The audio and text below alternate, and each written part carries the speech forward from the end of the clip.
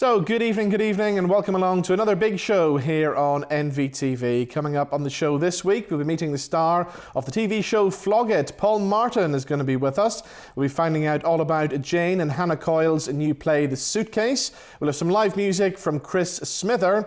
And starting us off this week, we're going to be talking about one of Northern Ireland's most successful female entertainers, a lady who had loads of big hits back in the 1950s. We're talking about Ruby Murray, and a new play written by Michael Cameron and directed by Richard Orr is about to open, and Richard and Michael join us now in the studio. Welcome.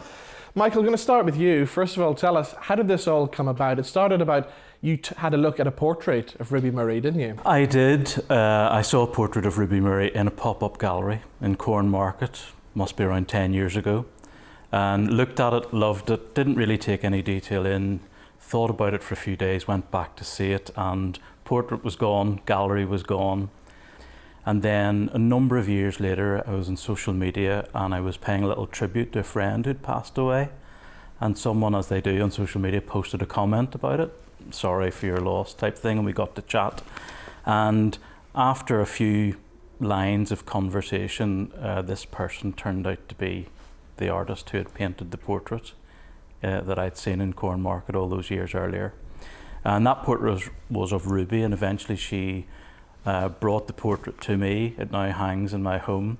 But that was the start of a kind of a journey, really, is the only way to describe it, of learning about Ruby, the story, being fascinated by her story, and then making contact with her family and turning that information into a story. And then the story subsequently became the play that we're about to launch. Of course, back in the 50s, I mean, she was a huge star, not just here, but throughout the whole of the UK, wasn't she? She was as big as it gets in terms of stardom, and I think people genuinely forget that. That's one of the reasons we're actually doing this. The play is one thing, but we also want to kind of bring her back to the heart of Belfast, because her achievements are staggering. And she topped the bill at the London Palladium. She would have appeared topping the bill with Morecambe. I mean, Morecambe and Wise were well down the bill. Yeah. Ruby Murray was top of the bill at Blackpool. She had television shows and things like that. So she was an absolute superstar. Crowds flocked and streets were crowded any time she appeared in public. Now the play, it deals with kind of like the last part of her life, doesn't it? It does. It's set about 6 months before she passed away, and at that time of her life, she had no trappings of fame. As I say, she unfortunately, despite being a superstar, signed some very bad contracts. Somebody made a lot of money out of them, but it wasn't her. Yeah. She had a comfortable life. She had a touring life, so she was very happy because all Ruby wanted to do was sing. Ruby cared not a jot about the business aspect of it, so in terms of her family, they were getting some money. Everybody had a nice lifestyle. But that rebounded on her in later life, because when the appearances and the records dried up, she had nothing to fall back on. Of course, she turned to alcohol then, didn't she? She started taking alcohol really about the time she became famous, because she did suffer quite badly from nerves and stage fright and anxiety. And someone suggested she had a little sip of brandy to calm her nerves. And she did that. And obviously then, each time she would have got nervous, she might have had another drink. And as the pattern happens in that scenario, she became pretty much reliant on it. Richard, I'm going to bring you in now, because you've got quite a difficult job bringing this play to life on stage, haven't you? I think Michael's written a really comprehensive script that details a lot of the aspects of Ruby Murray's life. And we have a fantastic actress, Libby Smith, who is actually going to play Ruby. When I say play Ruby, she's not an impressionist, so she's not actually going to be pretending that she is Ruby Murray. She's going to be, what we hope, inhabiting the kind of spirit of Ruby Murray. So it's basically, the play is her about 6 months before she died in her little nursing home in Torquay, and she's reminiscing about her life. So she's going over it all. So the whole story comes out. I suppose people want to know, is all the songs going to be in this show as well? There will be excerpts of some of the songs in the show, yes, certainly, yeah. Because Michael has been able to get the rights for those, so we're going to play them in in certain parts of the show, yeah. So how many top 10 hits did Ruby have then? She had 6. Many number ones? 1. Which was? Softly, Softly. Yeah, there you go, you're good. But that's a wee bit outside of my era, but I was aware of her because A, she was from Belfast, and B, because she held that record of 5 records in the top 20 at one time. And I remember, I think the next person who came kind of close was Donna Summer, about 1977. She had 2 in the top 20 for 1 week. And then there was Sheena Easton in 1980. And I'm going to stop now. But it was, I mean, 5 at the one time was massive. So I was aware of her, but also the fact that she was from Belfast. But what I was also aware of was the fact that I didn't really know anything more about her.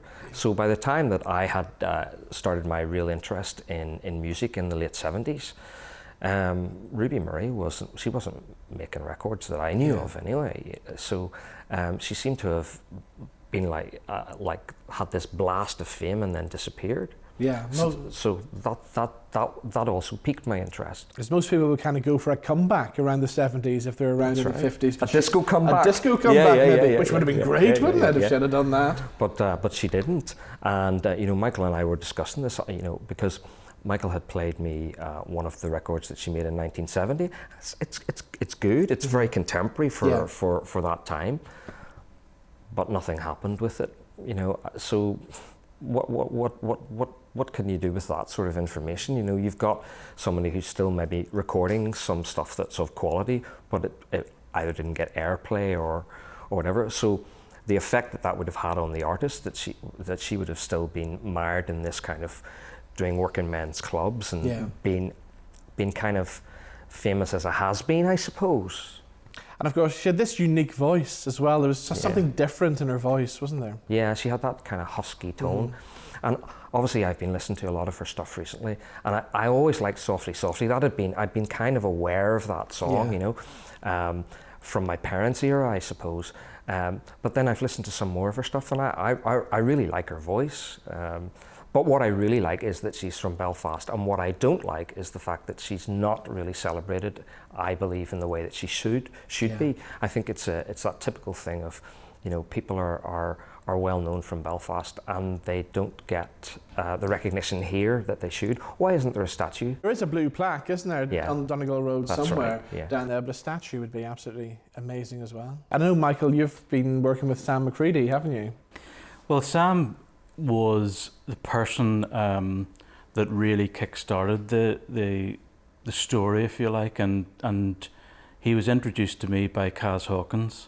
And Sam really, you know, very generously mentored me. This is my first play. And Sam obviously had met Ruby, and he has given so much of his time and his blessings to us, and we're really grateful for it. So, Michael, if people want tickets to come and see it at the Lyric, they can forget about that, can't they? Because it's sold out. Incredibly, we're very lucky. We might have a quick word with the nice folks at the Lyric and see if we can squeeze in an extra show. Yeah. But the run at the minute is sold out. But we are doing 6 shows as part of a tour. So we'll be going to the Webb Theatre in Newtownards, the Island Arts Centre in Lisburn. We'll be doing the Crack Theatre in Coyle Island, the Alley Theatre in Strabane, and Theatre at the Mill in Newton Abbey. Any plans to take this across the water? Absolutely. I'm getting inundated with requests right across UK to bring it to theatres there, and we're really hoping to do that. Brilliant. I hope it happens. Michael, thank you. Richard, thank you for joining us, and the very best of luck with the run. Thank you very much. Thank you. Now, time for some live music, and a man who's been entertaining people with his music from the 1960s right up until the present day. He was back in Belfast recently. So, ladies and gentlemen, here is Chris Smither.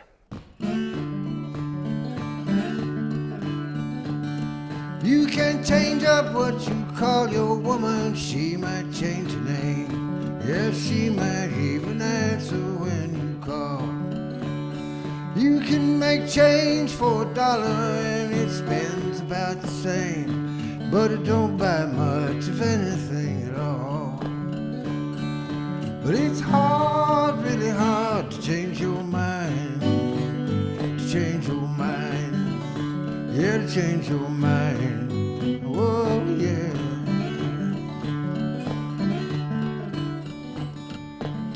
changes in the weather, it's a mystery every day.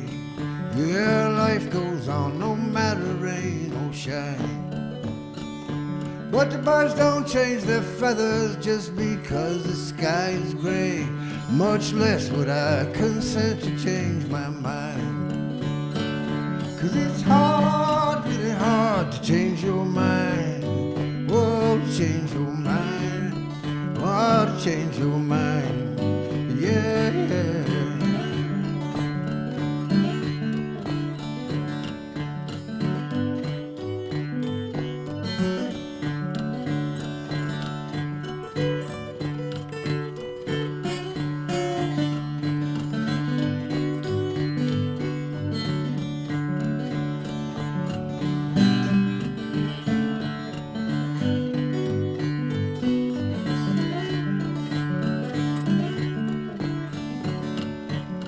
Change is just money that you think you'll never need. It costs nothing just to give it all away.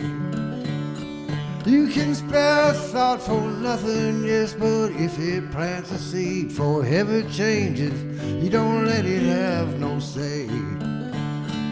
'Cause it's hard, really hard to change your mind. Oh, to change your mind. Yeah, to change your mind. Whoa, yeah.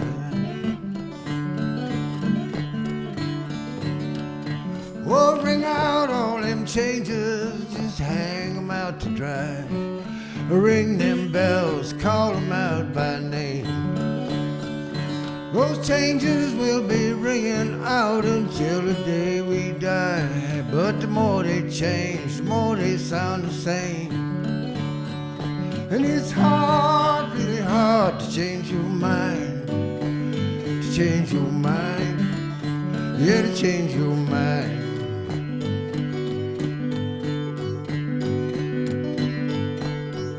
Yeah, change your mind.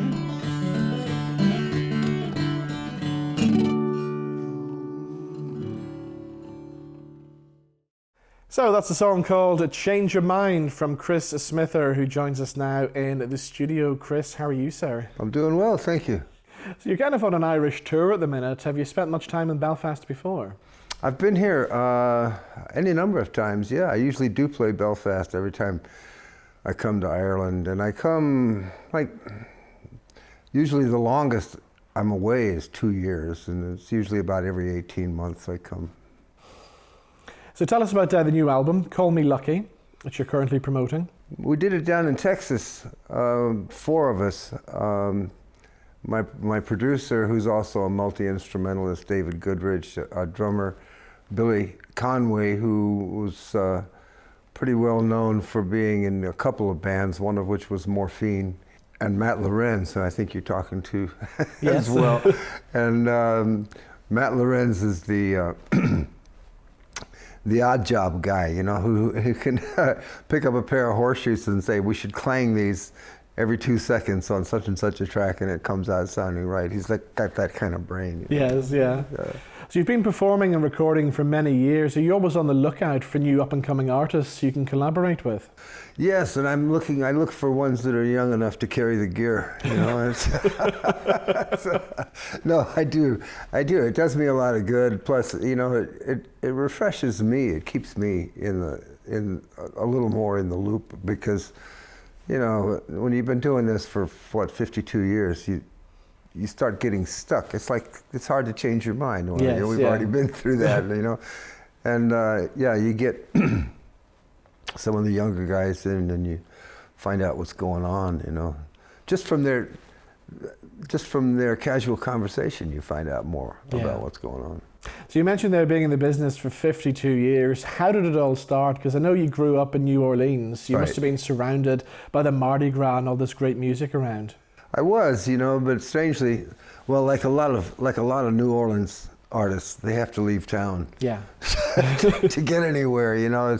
It's a very sort of navel-gazing whirlpool culture in New Orleans. They look inwards, they don't look out, you know, very much at all, which is what makes it attractive to outsiders. You know, they like to come in and see that sort of self-sufficient musical culture. But But to tell you the truth, you know, I couldn't wait to get out. But that's just a case of it's always, the grass is always greener on the other side, you know. And the kind of music that I was playing at the time, which was old-time blues, nobody was interested in New Orleans. And they're not, it's not really a guitar player's town either, Yeah. you know. They're keyboards and horn players, and I sort of had to go up northeast to New York and Boston before I found anybody that really wanted to listen to what I was doing. And did you know right from a very young age that music was something you were definitely going to pursue a career in? No. I thought I was gonna be an anthropologist, to tell you the truth. You know, but I always loved to play the guitar. I always loved to sing, and I didn't make up my mind that that's what I was going to do until I was already doing it. Now, I know over the years you've worked with many great artists, have become good friends. Bonnie Raitt's one, isn't she? Oh yeah, we used to live like right down the street from one another, but actually I was good friends with Dick Waterman. Dick Waterman was a guy who managed all these rediscovered blues artists, people like Skip James and Fred McDowell and people like that. And so all of the aspiring songwriters in the Boston area at that time used to go by Dick's house all the time to see who was there. Yeah. You know, you just hang out in the living room. Well, Dick Waterman had this redheaded girlfriend that was always hanging around as well. And I had known her for 5 years before I even knew that she played the guitar. That was Bonnie Raitt. Oh, wow. You're going to do one more for us before you go. Yeah. What are you going to do this time? It's called Nobody Home. What's the story behind this one? It's just about somebody looking for help, really. You know, it's Give Me Shelter, circa 2019. And it's got some political overtones, you know. I'm feeling vicious these days, so. Brilliant. Well, Chris, good luck with the rest of the tour. Thanks. And thank you for joining us. You bet. So here we go with Nobody Home. Here's Chris Smither.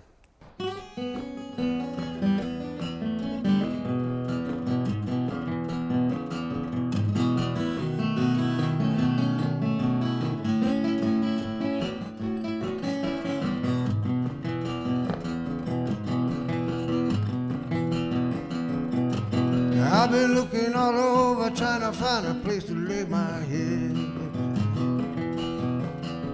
I used to have a house and a spouse, now it's hers instead.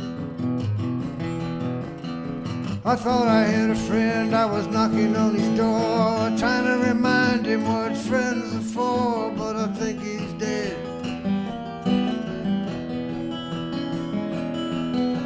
I saw his neighbor on the front porch looking pretty stoned. His dog was in the backyard chewing on a bone, but there's nobody home. There ain't nobody home.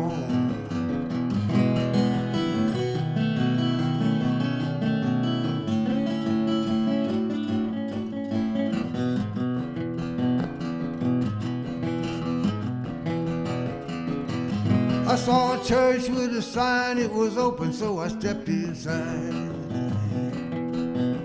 It said, double your misery back if you ain't satisfied. I thought this deal can't last, I should cash in quick and get it all done before I get too sick to find my way outside. I saw a saint with his mouth open, carved out of stone, a preacher with his mouth shut, staring at his phone, but there's nobody home. There ain't nobody home.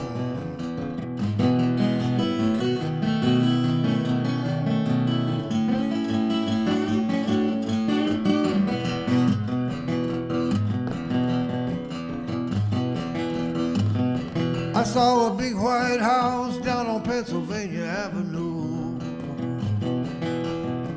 I said, open up the gate, this can't wait. And they said, who are you? I said I was a citizen trying to cut a deal for a Russian unicycle with a missing wheel. Yeah, and they let me through.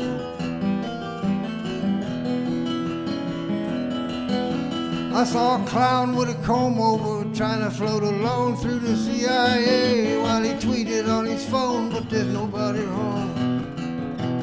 There ain't nobody home.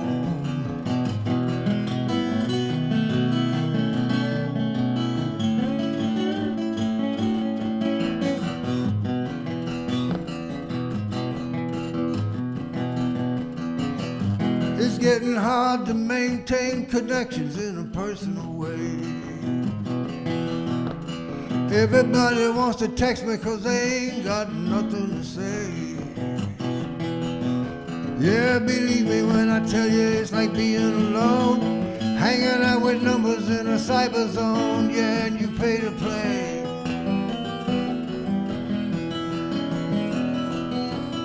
It'll drive you crazy right around the bend. Pretty soon you're talking to yourself again, and there ain't nobody home. Nobody home. Yes, it will drive you crazy right around the bend. Pretty soon you're talking to yourself again, and there ain't nobody home. There ain't nobody home.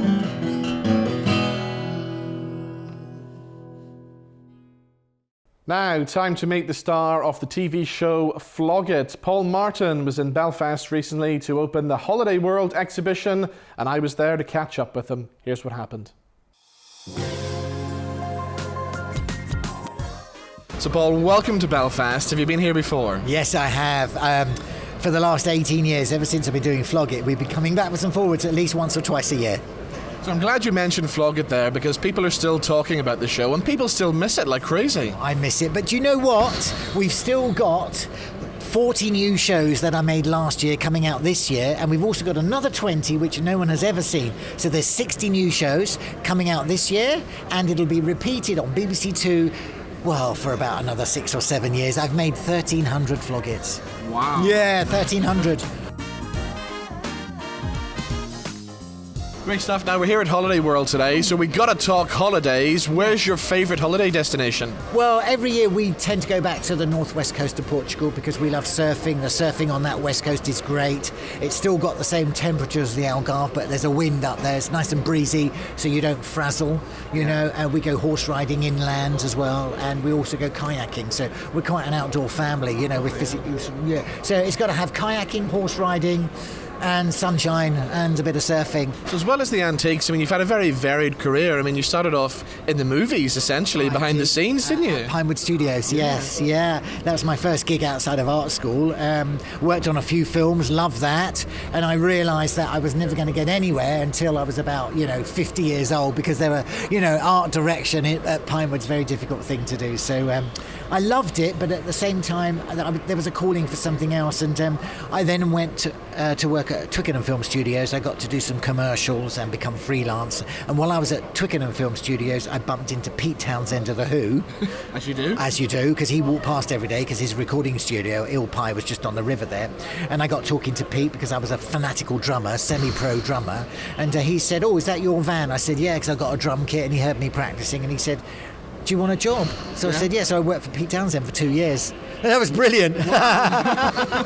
So that was great. But and through Pete Townsend at the age of 24, I got into dealing in the Portobello Road, because I went out with his studio manageress, and she had a stall in the Portobello Road. So she kind of showed me the ropes, so to speak, So I got into Camden Market, Camden Lock, Islington, Camden Passage, and the Portobello, and Brighton on a Friday mornings, doing all the fairs, and that's how I got into it, really, just doing a part-time fairs and seeing how these guys deal from a stall. And from that stall, I earned enough money to finance a shop in the Lily Road. I co-shared a shop in Fulham, and then I moved out to London, had my own shop in Marlborough.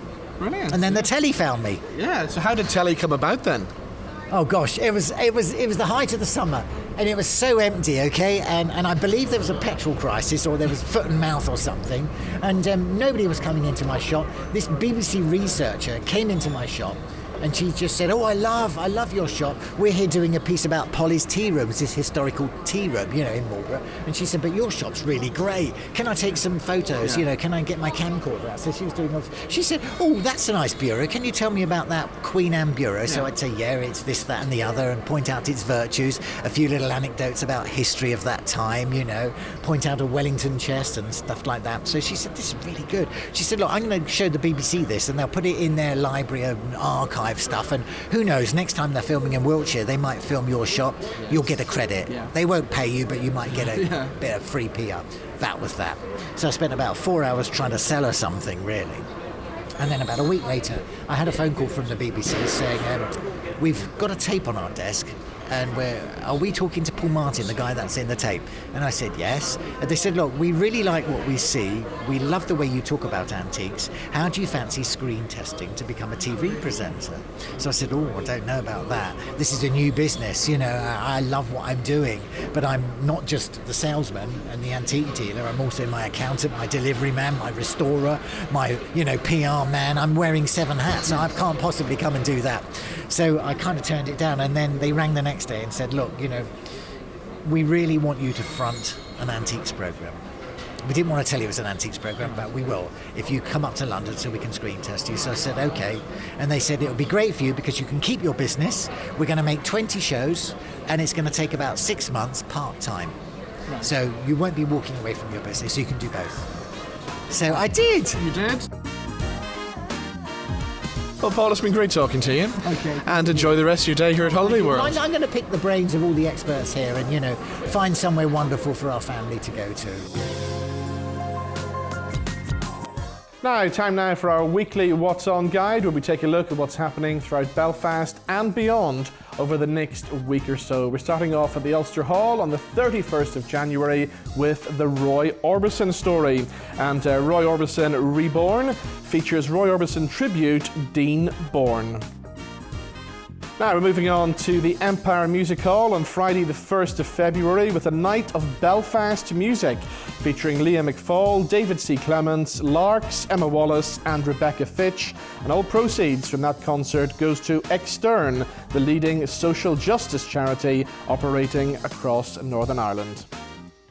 Now, moving on to Saturday the 2nd of February at the Crumlin Road Jail, and Thin Lizzy tribute Tin Lizzy will be live in concert, performing some of the tracks from one of the best rock albums ever, Jailbreak, as well as all the other Thin Lizzy classics. Now, 10 friends, 1 dead body. Some teenagers do something really bad and then panic and cover the whole thing up. DNA comes to the Grand Opera House from the 4th until the 8th of February, and that's from the team that brought you the revival of Christina Reid's Joyriders, Apollo Arts, and they've got a brand new staging of Dennis Kelly's jet black comedy, DNA. Now, following its run of sellout shows last year, Michael Flatley's Lord of the Dance, Dangerous Games comes back to Belfast, and you can catch that at the Waterfront Hall from the 5th until the 10th of February. And finally for now, if you want to catch a movie in cinemas this week, why not check out Green Book, which is set in America in 1962. Green Book tells the heartwarming true story of Tony Lip, a working-class Italian-American bouncer who takes on a job as a chauffeur for Dr. Don Shirley, a highly educated African-American classical pianist. And the mismatched pair embark on a 2-month tour of concert venues in the racially charged Deep South and discover they're on the road to a meaningful and unique friendship. Anyone can sound like Beethoven. But your music, what you do, only you can do that.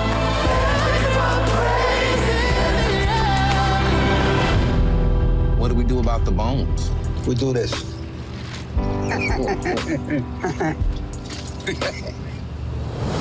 Pick it up, Tony. Squirrels would have ate it anyway. Pick it up.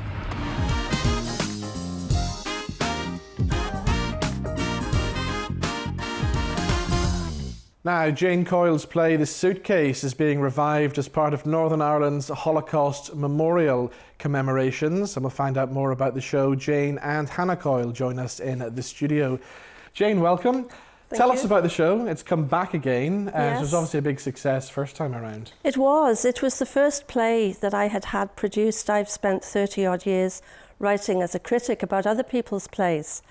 And I wrote this play. It was premiered at the Belfast Festival in the Belfast Synagogue, which was a wonderful venue for it. And to my great surprise, at the end of the festival, it was awarded the Audience Award. Brilliant. So that was an incredible surprise. But the Audience Award means that the people who paid to see it thought it was the best thing that they had seen at the festival. Yeah. And that's the bottom line, really, that when you write a play as I say, having been a critic all my life, I know I'm fair game for this. So I don't mind. Yeah. But at the same time, if audiences go away having had a really good experience, having experienced a play that tells a good story, is well written and well acted, that's all I ask. So that was a sort of endorsement for me of what I'd set out to do. Tell us about The Suitcase then. What's it all about? A family drama. It's a love story. It's a play about how in the worst of times, art can sometimes come to your rescue. Very much inspired in that respect by my friend, the late Helen Lewis, the dancer who survived Auschwitz and who always said that she survived because she was a dancer. In the play, an elderly man has died. He is a Holocaust survivor who has settled in Belfast. His daughter and granddaughter are clearing out his house, and in the attic they find this battered old suitcase that they never knew was there. They open up the suitcase, and inside they find evidence of all the things that the old man was never able to talk about throughout his life. It was too painful. He couldn't go there. And inside the suitcase, they find his life story and his connection to a young dancer from Vienna whose ambition was to become a professional dancer, but for whom the war intervened.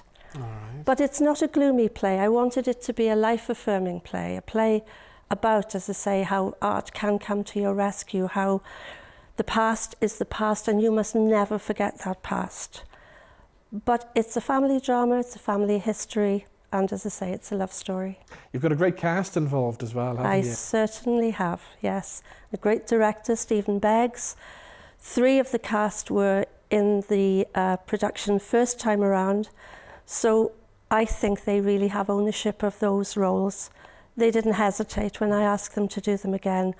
And we have been so fortunate in having on board Carl O'Neill, who's one of our finest and most experienced actors, in the role of Leo Edelman, the elderly man, and he is already bringing so much to the production. Brilliant. And of course, you've got Hannah here as well. Hannah, tell us about the character that you're playing. I play the character of Galina Stein, who is the dancer. She is the owner of the suitcase that is discovered.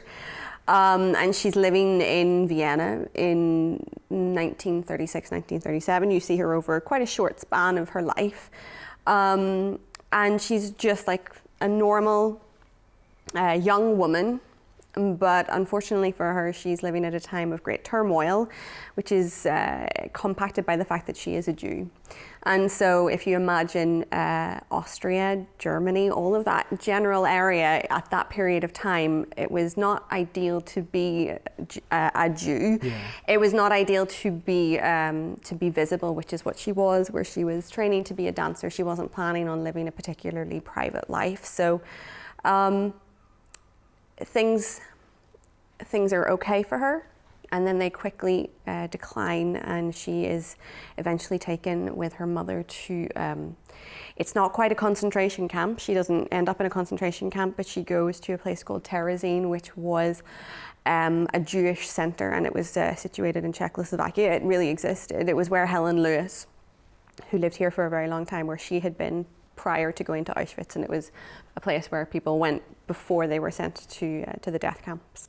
Okay, now it's quite a physical role you've got, isn't it? It is indeed, yes. How are you coping with that? It's difficult. You know, I trained as an actor, so I understand what it involves, and it's a process, and you don't go in on day one expecting to be Darcy Bussell. You know, it's just not possible. So you just work, and we're very lucky that we have a choreographer, Mags Byrne, who is just fantastic and understands that she's a choreographer. I'm not a dancer, I'm an actor. So you have to adjust things slightly. It's not I don't get up and dance, because you would employ a dancer to do that. Of course, yeah. And of course, you've flown in from Paris to be here with us as well, haven't you? Yes, I have. I've lived in Paris for 3.5 years. Yeah. It's nice to be playing a European character. because there's definitely just a different kind of flavour, a different element than, you know, Rosie and Mary, who are playing the other female characters. They're based here. The characters are from here. But it's nice for me to be able to take my European training and kind of apply it to something else. Brilliant. So Jayne, the show opens at the Mac, doesn't it? It does. It opens on the 1st of February. We have a morning show and then evening show on the 1st, which is sold out, and on the 2nd, which is almost sold out. And then we go on tour to Bangor, to the Riverside in Coleraine, the Seamus Heaney home place where we took a play last year, a wonderful venue, to the Marketplace in Armagh, and we end in Down Arts Centre. We've played those venues before, and we will have a post-show discussion after every performance to discuss the issues raised by the play.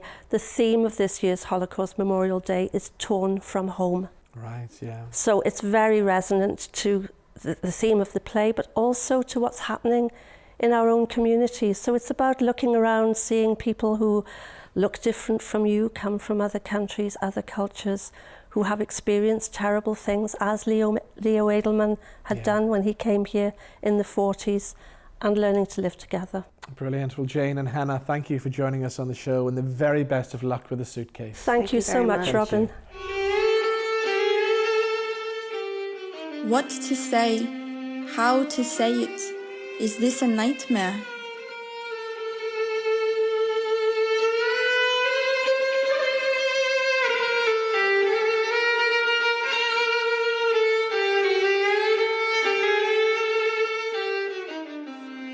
We are to be sent to a Jewish center in Czechoslovakia. Now we're going to finish the show this week with some live music, and Tommy Fleming plays the Ulster Hall on the 1st of February. He's also back with a new album called The Voice of Hope 2, and we're going to finish off with a song from that album. So here's Tommy performing the Christy Hennessy classic, Roll Back the Clouds. See you next week.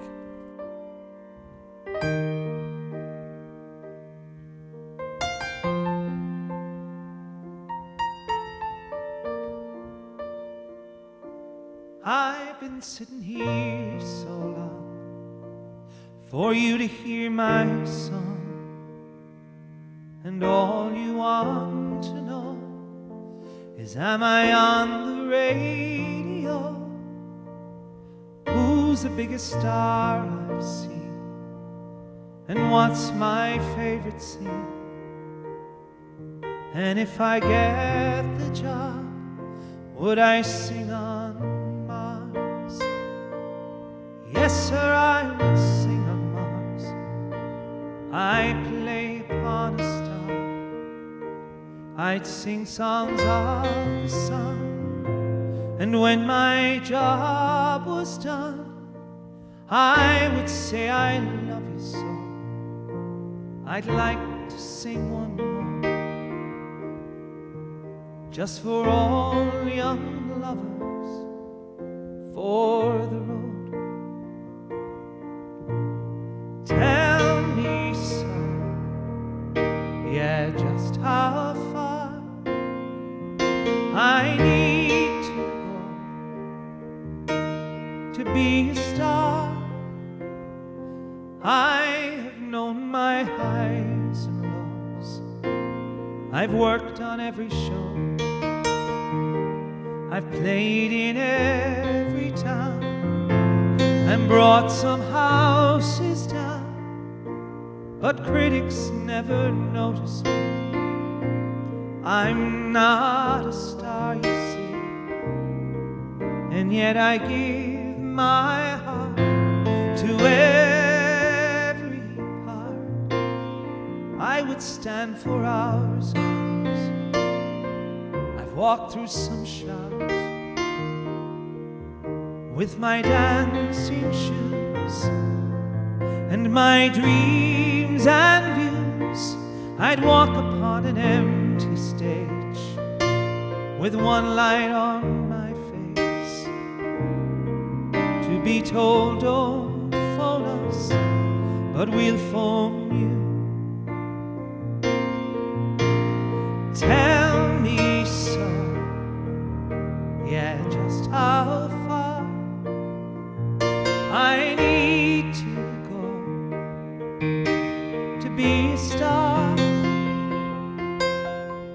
be a star. Every day the same old scene, the same old happiness. 100 miles of shores, and yet no place to go. But when your luck is all out, you're asked to take a bow. You've just stolen the shore, but now you're on your own. Yes, sir, would sing on Mars.